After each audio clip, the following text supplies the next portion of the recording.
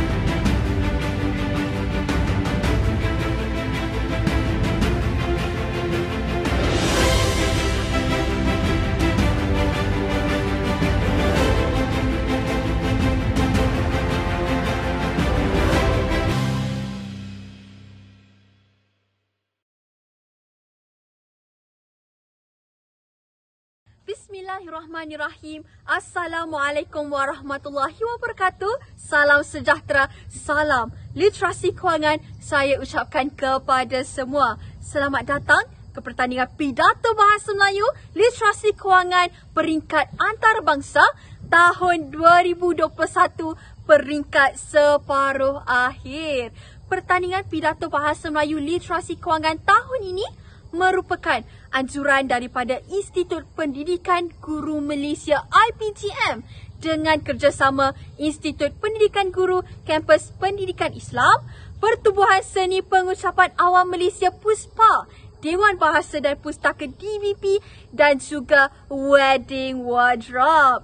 Buat pengetahuan semua, seramai 70 orang peserta telah mengambil bahagian dalam pertandingan pada tahun ini, di mana hanya 20 daripada 70 orang peserta sahaja yang berjaya melayakkan diri ke peringkat separuh akhir. Dan di peringkat separuh akhir ini, panel hakim hanya akan memilih 10 orang peserta yang akan bertanding ke peringkat akhir yang akan dijalankan pada esok hari tepat jam 2 petang. Bukan itu sahaja, pertandingan pidato edisi tahun ini membawa sedikit kelainan yang lebih istimewa dan menarik. Nak tahu sebab apa? Sebabnya tahun ini pihak penganjur telah membuka penyertaan bukan sahaja kepada pelajar IPG seluruh Malaysia, tetapi juga kepada pelajar yang menuntut di luar negara. Pertandingan pidato pada kali ini telah menerima penyertaan daripada 20 buah kampus IPG di seluruh Malaysia dan juga pelajar yang menuntut di luar negara seperti Mesir, Jordan, Jepun, Indonesia dan juga Brunei Darussalam. Baiklah, sebelum kita mulakan pertandingan kita pada hari ini, molek kiranya jika kita berkenalan terlebih dahulu dengan hakim-hakim yang akan menghakimi peringkat separuh akhir kita pada hari ini. Orang kata, tak kenal maka tak cinta. Jadi ayuh kita berkenalan dengan para panel hakim menerusi tayangan video yang akan dipaparkan selepas ini.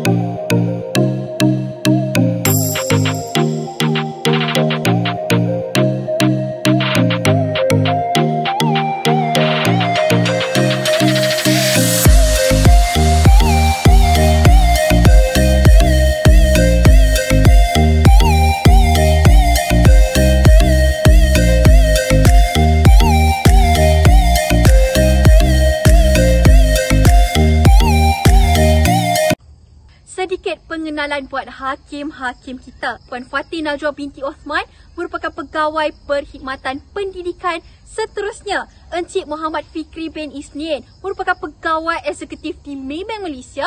Seterusnya, Encik Muhammad Hafizi bin Abdul Hamid merupakan Munshi Dewan Bahasa dan Pustaka DBP. Seterusnya, Encik Afzal Shazwan bin Zulkifli merupakan konsultan pengucapan awam Pertubuhan Seni Pengucapan Awam Malaysia PUSPA. Dan yang terakhir, Ketua Hakim bagi Pertandingan Pidato Literasi Kewangan Peringkat Antarabangsa tahun 2021, Encik Muhammad Arif Aizuddin bin Abdullah merupakan mantan penolong pengarah Unit Integriti Kementerian Pendidikan Malaysia dan juga beliau merupakan pengerusi Pertubuhan Seni Pengucapan Awam Malaysia PUSPA. Terketar-ketar sebenarnya tangan saya menyebut nama-nama sebentar tadi kerana nama-nama panel hakim kita sebentar tadi merupakan nama yang tidak asing lagi dalam arena pengucapan awam. Dan sebenarnya banyak lagi pencapaian dan juga pengalaman mereka yang tidak saya sebutkan kerana kalau saya nak sebutkan sekarang pun memang tak akan cukup masa kita pada hari ini. Baiklah, berkenalan dengan hakim-hakim pun sudah jadi. Tanpa membuang masa, mari kita mulakan peringkat separuh akhir Pertandingan Pidato Bahasa Melayu Literasi Kewangan tahun 2021 dengan peserta pertama yang akan membuka tirai pertandingan kita pada hari ini. Tanpa membuang masa, saya menjemput Ahmad Afiq Aziman bin Saad dari IPGK Bahasa Melayu dengan pidatonya yang bertajuk Generasi Berhutang, Generasi Malang. Bismillahirrahmanirrahim. Pimpinan majlis, budinya luhur, hakim bijaksana keadilan menjadi subur. Kalimah disusun sebelum diatur, awal kata salam dihulur. Assalamualaikum dan salam sejahtera keluarga Malaysia sekalian. Gagah berani, semangat juang melawan kejahilan, satu kemestian. Generasi berhutang, generasi malang. Tajuk pidato yang akan disampaikan. Langkah sudah diatur namun akal mencari yang salah. Sebelum bid'ah mencemar hujah, izinkan saya untuk memberi sinar di saat samarnya tajuk pidato saya agar hadirin terbuka minda. Agar hakim tidak tertanya-tanya, petah lidah saya berbicara. Saudara, menurut Kamus Dewan edisi keempat, mentakrifkan hutang sebagai mempunyai hutang atau meminjam wang daripada seseorang. Majlis Agama Islam Selangor mentakrifkan hutang atau al-qard kepada penyerahan sesuatu barang atau harta daripada pemiutang kepada penghutang. Malang pula membawa konotasi nasib yang tidak baik atau tidak beruntung. Maka boleh dirumuskan bahawa generasi berhutang, generasi malang. Kerana malang tidak boleh ditolak, mujur tidak boleh diraih. Hadirin, dengarkan wacana hujah yang pertama. Kesihatan mental menjadi taruhan. Menurut data Kementerian Kesihatan Malaysia, sebanyak 85.5% daripada 145,173 panggilan diterima oleh agensi kerajaan sehingga 20 Mei 2021 yang lalu adalah membabitkan isu kesihatan mental. Alangkah malangnya generasi yang berhutang, yang melebihi kemampuan dan meletakkan diri dalam keadaan yang sentiasa runsing. Mana tidaknya hutang yang ada melebihi pendapatan yang dimiliki. Hal ini boleh membawa kepada punca tekanan perasaan dan masalah kesihatan. Masalah seperti ini tidak boleh dipandang enteng kerana ada yang sanggup mengambil jalan singkat seperti membunuh diri bagi mengelakkan untuk membayar hutang. Tuntasnya hadirin sekalian, generasi berhutang sememangnya generasi malang kerana hutang menjadi bebanan kesihatan mental. menjadi taruhan. Hadirin, wacana hujah saya yang kedua, hutang berjambah, keluarga terancam. Alangkah malangnya generasi hari ini jika institusi kekeluargaan tumbang kerana hutang. Status ekonomi yang kukuh merupakan salah satu tonggak utama utuhnya institusi kekeluargaan. Masalah ekonomi sudah pasti akan mempengaruhi keharmonian rumah tangga. Bank Negara Malaysia melaporkan hanya 6% rakyat Malaysia mampu meneruskan kehidupan tidak lebih daripada 6 bulan. Hal ini berpunca daripada perbelanjaan isi rumah ditambah lagi dengan bebanan hutang yang wajib dilunaskan. Implikasinya, suami dan isteri akan sentiasa bertengkar mencari jalan kepada masalah yang tiada berkesudahan. Akhirnya, perceraian menjadi penyelesaian, namun hutang masih menghantui. Benarlah bahawa institusi kekeluargaan tergadai, anak-anak menjadi mangsa keadaan. Umpama gunting dalam selimut, mekar menjadi bunga, berduri menghancur keluarga. Itulah hutang. Hadirin, wacana hujah saya yang ketiga, hutang menggalakkan sifat boros. Alangkah malangnya generasi berhutang, walau menunduk ke bumi tapi lehernya menunggu masa dijerut tali. Apabila pendapatan yang sedia ada tidak mampu menampung gaya hidup, mulalah untuk berhutang. Generasi kini suka boros berbelanja tanpa memikirkan kesan jangka panjang. Apabila lenyap sifat syukur, maka hidup tiada erti, umpama dikubur. Demi mencapai kemewahan duniawi, ada yang sanggup meletakkan diri di lembah kehinaan. Bila tiba masa nak bayar hutang, tepuk dahi melutut ke bumi, tidak mampu untuk membayar hutang kembali. Pendapatan bulanan semua habis untuk membayar hutang. Oleh itu, golongan muda khususnya seharusnya melabur pada diri sendiri terlebih dahulu. Generasi pada hari ini sewajarnya melengkapkan diri dengan ilmu kewangan. Apabila individu didedahkan dengan pengurusan kewangan yang betul sejak dari kecil, pastinya mereka boleh bertindak dengan bijak. Intihannya, hutang dan boros tiada berpisah. Punca rasa resah gelisah hidup manusia menjadi musnah. Hadirin, sebelum menggulung tirai, ingin saya petik pepatah dahulu kala. Ikut hati mati, ikut rasa binasa. Hidup biar beringat kerana kerja penuh keringat. Jangan sudah kalah baru hendak berkubu. Justru ingatlah hadirin sekalian, janganlah apabila tiada beban batu digalas. Terlanjur kata, terkasar bahasa. Jari disusun, maaf dipinta. Sekian, wabillahi taufik wal hidayah. Wassalamualaikum warahmatullahi wabarakatuh. Terima kasih.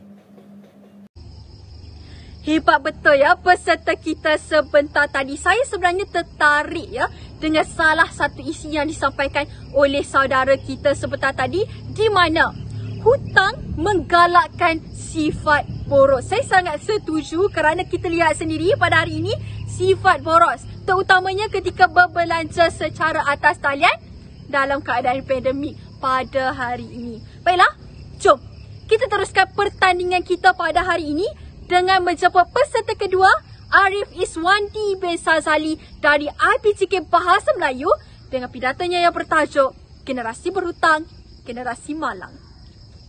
Bismillahirrahmanirrahim. Saudara dan saudari, bila bencana mendatang, kasar hidup menjadi penghalang. Wang semakin berkurang. Akhirnya, hutang yang dipandang. Namun, saya ingin bertanya kepada saudara dan saudari, adakah anda benar-benar memahami makna hutang ini? Tepuk dada, tanya selera. Maka, sedarlah betapa generasi berhutang, generasi malang.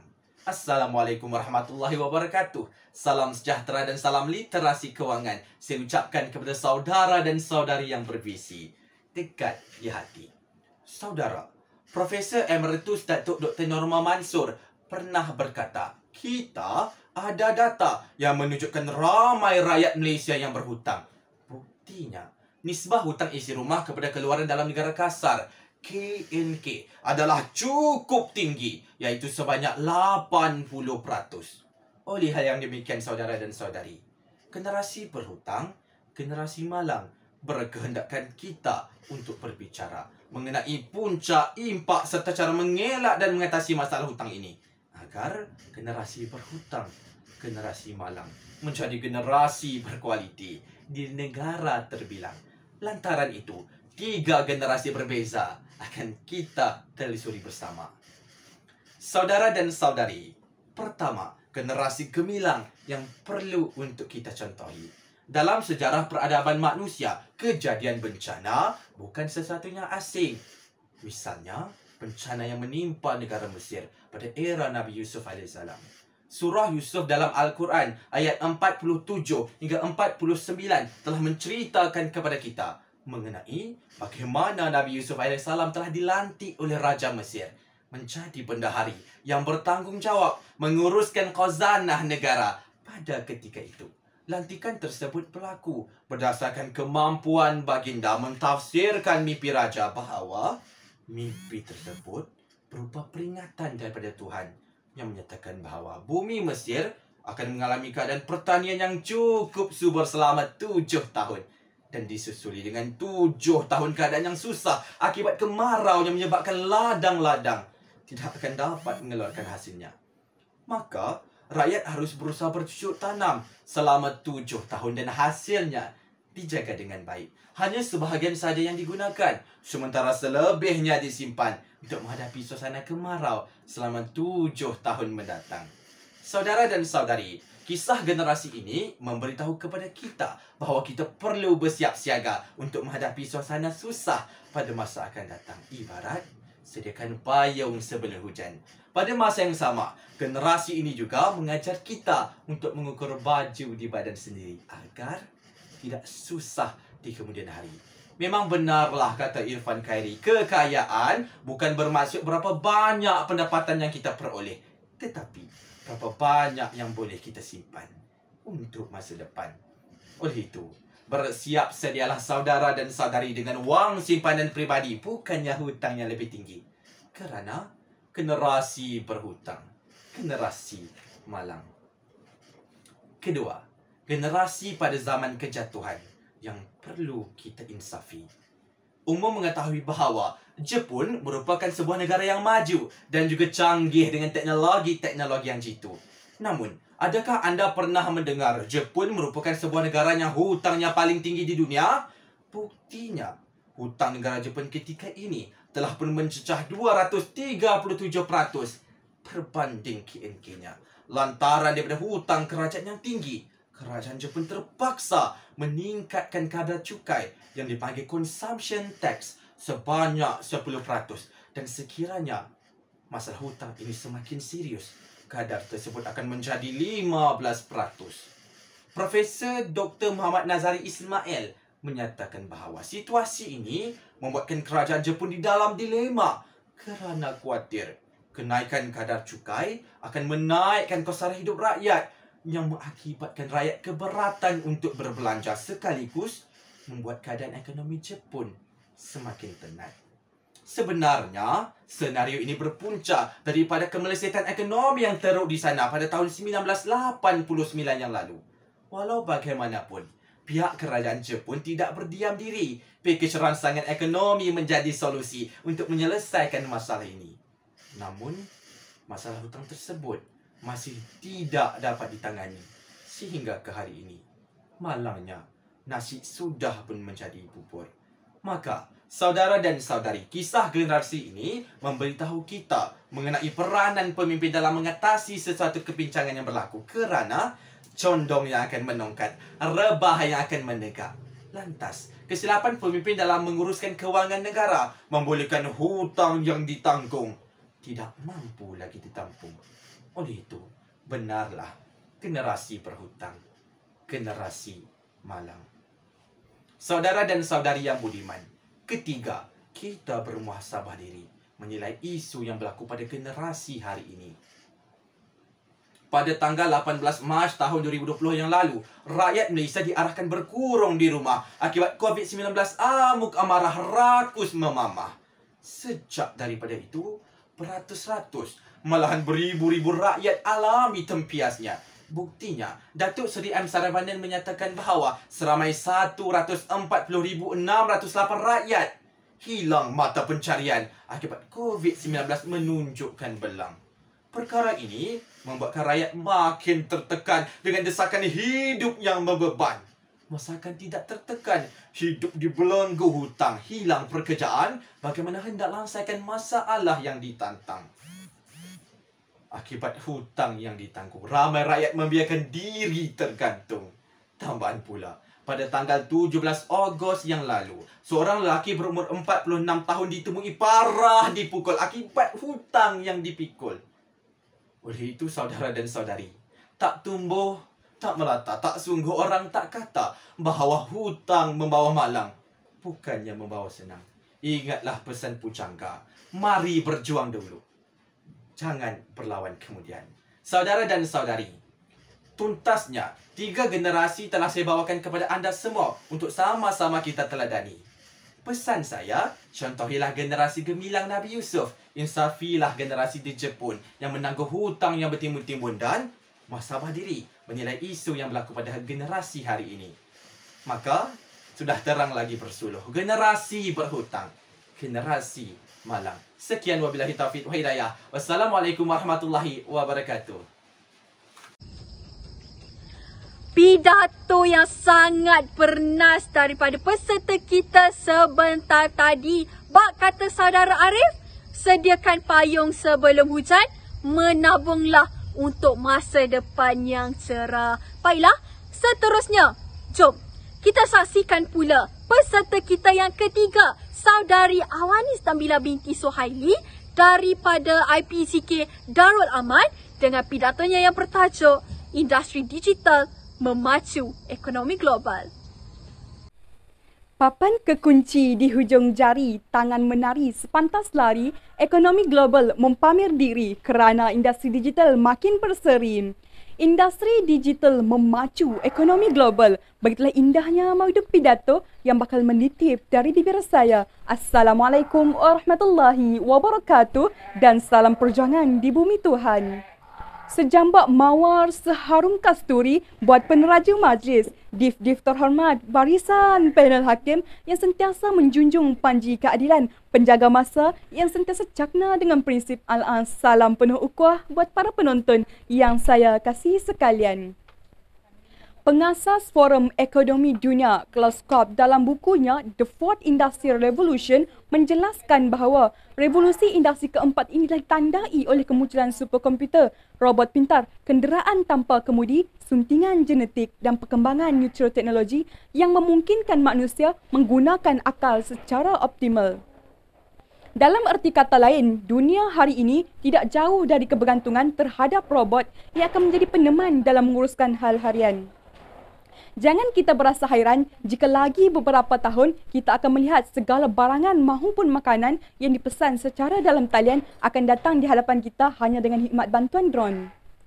Oleh itu jelaslah bahawa penggunaan teknologi dalam era globalisasi ini sudah pasti dapat mengangkat nama negara di peringkat global. Tambahan pula, negara kita hari ini telah digemparkan dengan penularan wabak COVID-19 dan ini sudah pasti menjadi alternatif yang bertepatan dengan kerajaan dalam merealisasikan wawasan kemakmuran bersama 2030 yang berkonsepkan negara mampan seiring ekonomi adil. Kehidupan norma baru ini juga telah membuka mata masyarakat terhadap dunia digital dan secara tidak langsung golongan yang disebut sebagai buta IT dapat dimansuhkan. Sidang hadirin warga digital, suka ingin saya kongsikan 3 perkara yang menjadi penekanan dalam topik perbincangan kali ini. Jadi wacana fikrah saya yang pertama di bawah lembayung kata infrastruktur merancakkan perkembangan ekonomi digital. Inisiatif baharu dalam rangka tindakan atau lebih mudah disebut sebagai blueprint dalam ekonomi digital Malaysia telah meletakkan jalur lebar sebagai asas infrastruktur terhadap untuk memastikan akses internet di seluruh dunia. Kerajaan juga telah menyediakan satu platform untuk memantau keperluan jalur lebar dengan pemantauan secara berkesan. Antara aspek lain yang menjadi penekanan dalam perancangan ini ialah pendekatan terhadap ekosistem dan pendekatan terhadap sektor swasta dengan kerajaan bertindak sebagai pemudah cara untuk sektor swasta mengadakan inovasi terhadap teknologi. Kerajaan turut memperkenalkan MyDevice kepada pelajar di seluruh Malaysia. Ini bertujuan untuk melahirkan golongan celik IT. Mengapa saya mengaitkan pendidikan dan juga ekonomi? Ini kerana golongan-golongan muda inilah yang akan menajui tampuk kepimpinan suatu hari nanti. Tanpa asas yang kukuh, mana mungkin negara kita dapat membina ekonomi yang stabil. Jadi jelaslah bahawa infrastruktur merupakan asas yang terpenting dalam meletakkan negara di peringkat global. Sidang hadirin yang setia mendengar, wacana fikrah saya yang kedua berferasakan e-perniagaan merupakan rangkaian bantuan industri digital. E-perniagaan merupakan perniagaan secara atas talian yang bukan sahaja melibatkan menjual dan membeli tapi juga melibatkan komunikasi dengan pihak pelabur dan juga rakan sekerja. E-perniagaan dapat dibahagikan kepada dua iaitu pure play dan barter and click. Pure play merupakan perniagaan secara atas talian yang fokusnya kepada penggunaan teknologi semata-mata, manakala barter and click merupakan perniagaan secara mod atas talian dan juga mod fizikal. Oleh itu, daripada sini kita dapat melihat bermula hanya daripada penggunaan teknologi mencetuskan sebuah perniagaan dan akhir sekali membentuk satu ekonomi. Oleh itu, secara generalisasinya, penggunaan teknologi dalam era globalisasi ini amatlah penting kerana dunia hari ini merupakan dunia tanpa sempadan yang dikawal rapi oleh penggunaan teknologi canggih. Sidang hadirin pendukung ukhuwah, wacana fikrah saya yang ketiga dan mungkin yang terakhir, e-dagang mewarnai perkembangan ekonomi digital. Menurut laporan media pada 16 Julai yang lalu, e-dagang di peringkat pertubuhan Malaysia mencatatkan RM254.6 bilion meningkat sebanyak 30%. Mengulas laporan tersebut, Datuk Seri Dr. Muhammad Uzair Mahidin, Ketua Perangkawan Malaysia berkata, pendapatan e-dagang meningkat 22.8% dari tahun 2017 ke tahun 2019. Pendapatan e-dagang pula di peringkat antarabangsa telah meningkat sebanyak 31.9%. Ini merupakan pencapaian sepatutnya dibanggakan oleh rakyat Malaysia. Terima kasih kepada penyumbang-penyumbang Malaysia.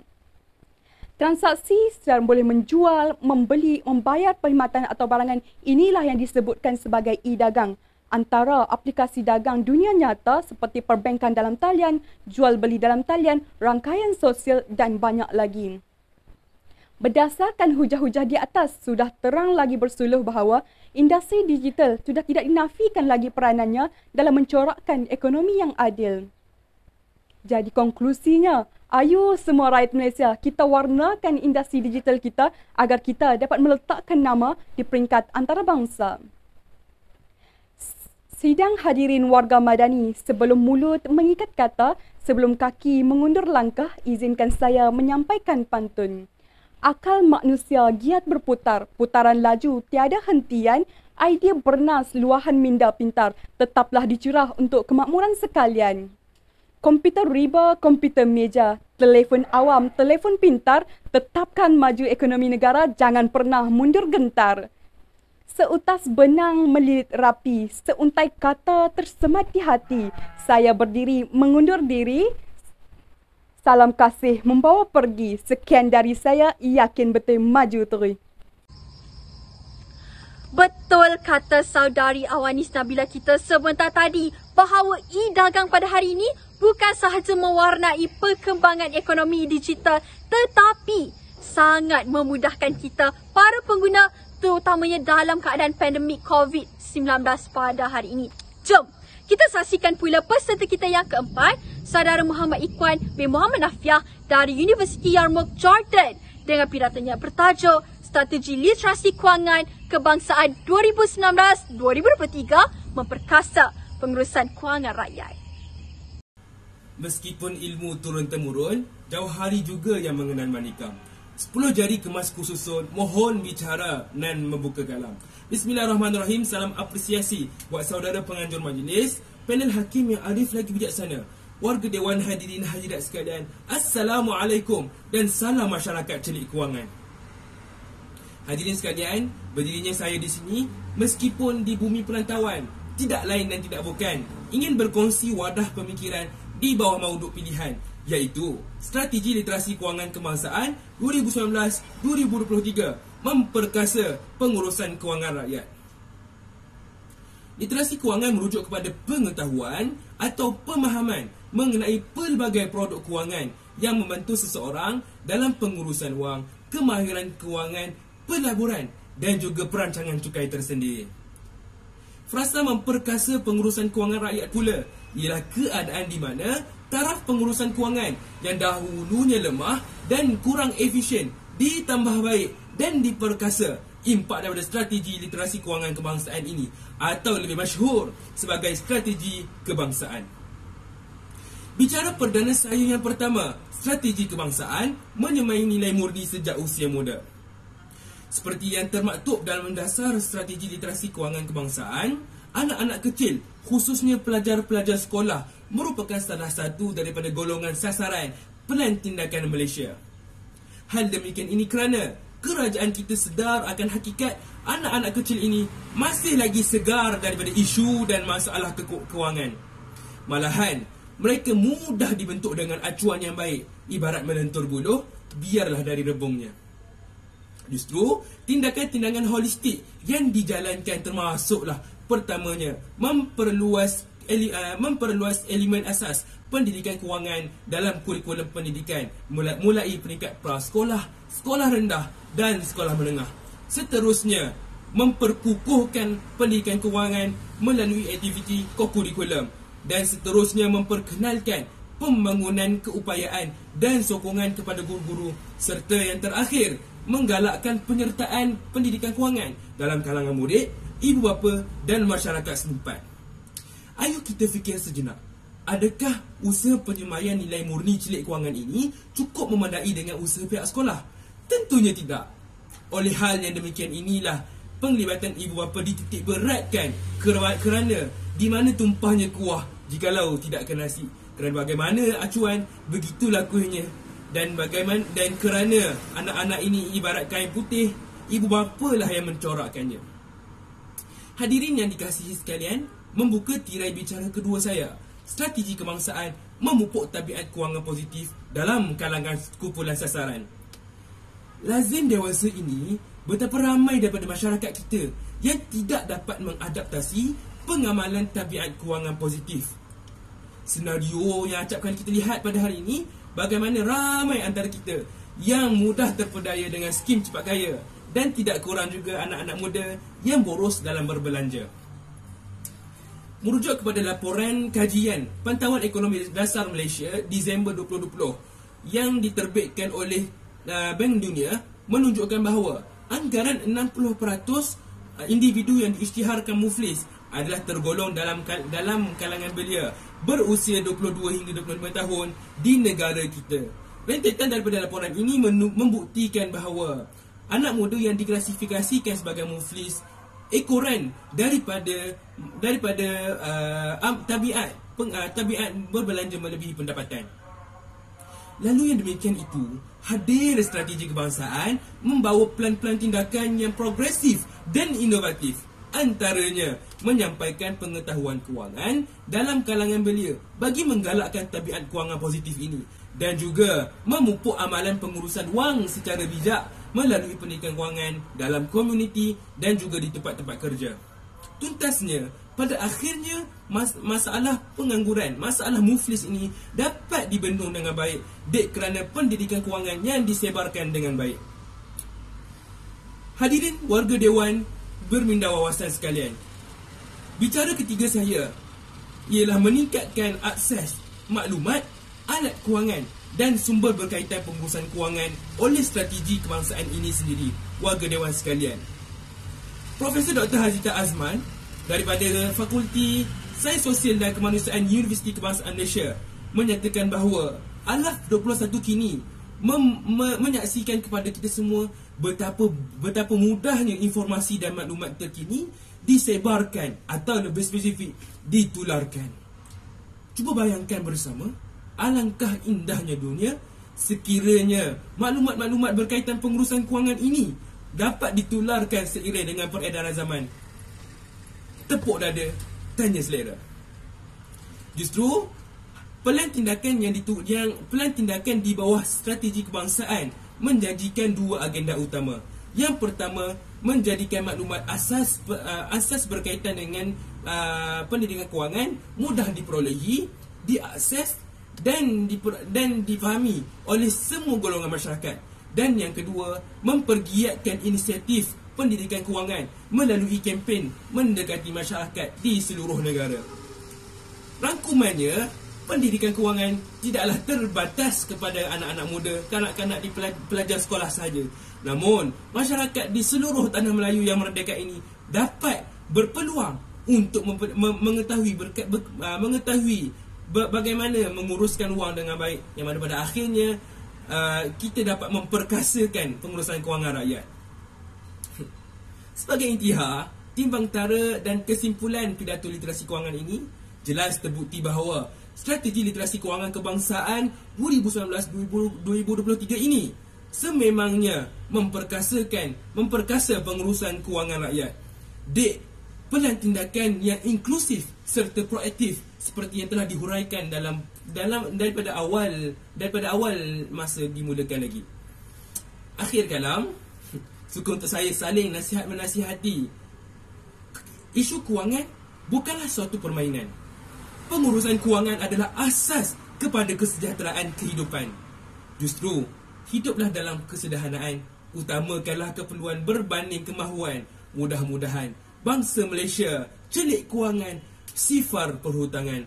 Assalamualaikum, salam literasi kewangan. Wah, meremang bulu rumah saya mendengar betapa hebatnya peserta kita sebentar tadi. Saya sangat bersetuju dengan saudara Muhammad Ikhwan di mana pada hari ini pendidikan kewangan bukan sahaja terbatas kepada murid-murid sekolah sahaja, namun kepada seluruh rakyat Malaysia kerana kita dapat lahirkan generasi yang bijak menguruskan wang mereka. Baiklah, tanpa membuang masa, kita jemput pula peserta kita yang kelima, iaitu Muhammad Fazwan Pang dari IPTK Ken dengan pidatonya yang bertajuk Belanja Berhemat, Hidup Selamat.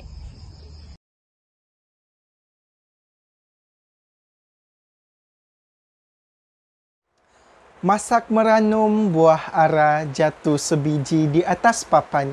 Jika berjimat setiap perkara, pasti terjamin masa hadapan. Bismillahirrahmanirrahim. Hadirin sekalian, pada hari ini tiada barisan hakim mahupun penjaga masa bersama-sama dengan saya. Namun saya titipkan rasa hormat kepada kombinasi kehakiman yang berwibawa, para tetamu jemputan, dan tidak dilupakan juga kepada warga dewan yang berbahagia. Assalamualaikum warahmatullahi wabarakatuh dan salam sejahtera. Adat kelaziman berbicara, pendefinisian tajuk pidato sebagai pembuka. Hadirin yang saya hormati, belanja berhemat, hidup selamat merupakan satu frasa yang cukup dekat dengan kita semua. Menurut Kamus Dewan Bahasa dan Pustaka edisi keempat, belanja dapat didefinisikan sebagai wang untuk membeli, manakala berhemat didefinisikan sebagai cermat, berjimat dan berhati-hati. Secara literalnya, belanja berhemat adalah satu perbuatan menggunakan kewangan dengan bijak dalam kehidupan seharian. Hidup selamat pula membawa satu konsep sebuah kehidupan yang harmoni dan bebas daripada sebarang ancaman. Tuntasnya hadirin, mauduk pidato belanja berhemat, hidup selamat mengajak kita untuk mendalami dan menyelami bagaimana perbelanjaan kewangan yang berhemah mampu menjamin kehidupan yang lebih sejahtera. Saudara dan saudari, dua persoalan yang akan kita rungkaikan bersama pada hari ini. Yang pertama, bagaimanakah cara-cara belanja secara berhemat? Dan yang kedua, bagaimanakah dengan berbelanja secara berhemat mampu menjamin kehidupan yang selamat? Warga dewan sekalian, yang pertama, Amalkan sikap berjimat cermat dalam perbelanjaan. Masyarakat perlu bijak membezakan barangan keperluan dengan barangan kehendak dengan cara merancang aktiviti pembelian terlebih dahulu. Tindakan menyeraikan barangan keperluan dapat mengelakkan pembaziran dan seterusnya mengelakkan amalan memboros. Masyarakat haruslah membeli sekadar yang mampu bersesuaian dengan peribahasa mengukur baju biarlah di badan sendiri. Pastikan perbelanjaan tidak melebihi pendapatan. Kita tidak boleh mengikuti hawa nafsu semata-mata seperti yang sering berlaku dalam sebahagian masyarakat kita yang sering bersikap boros dalam membelanjakan wang semata-mata ingin kelihatan gah berpakaian dan berkereta mahal. Kata orang, biar papa asalkan bergaya. Tahukah anda, amalan berjimat cermat ini juga tidak terhad kepada aktiviti pembelian sahaja. Malah, kita juga perlu berjimat cermat dalam menggunakan barangan dan sumber elektrik di rumah. Misalnya, menutup suis perkakas elektrik apabila tidak digunakan perlu diamalkan. Tindakan yang dilihat kecil ini akan memberi impak yang cukup besar sekiranya diamalkan oleh seluruh rakyat Malaysia.